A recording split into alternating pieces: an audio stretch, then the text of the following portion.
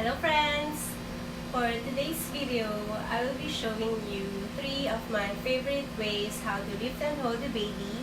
Also, some demonstration how to burp a baby after feeding.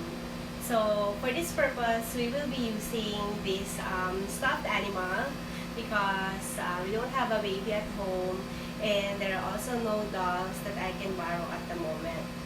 So, please bear with me. Let's begin! Before lifting and holding the baby, clean hands with alcohol-based hand rub or soap and water. For this demonstration, we will be using an alcohol-based hand rub.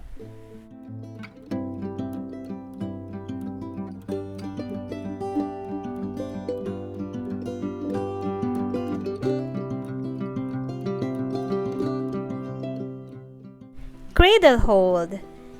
Make sure that you provide support on their neck, back, and head, also at their bottom. Lap hold. Sit in a chair with your feet firmly on the ground and place your baby in your lap. Their head should be at your knees, face up. Baby's feet should be tucked in at your waist.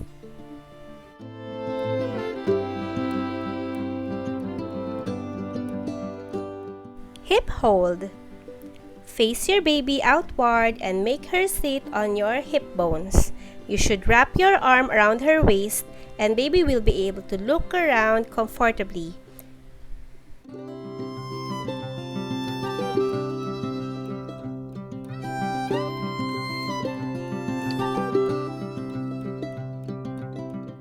Shoulder hold.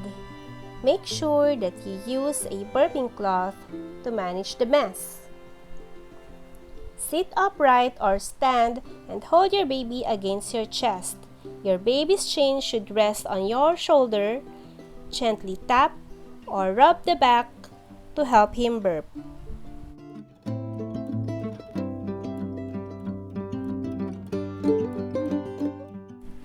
Face down on your lap. Hold your baby sitting up in your lap or across your knee. Support the baby's chest and head with one hand by cradling your baby's chin in the palm of your hand.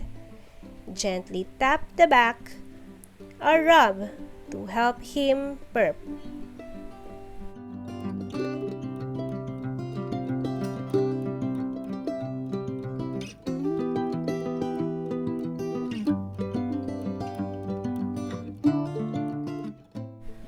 Sitting up.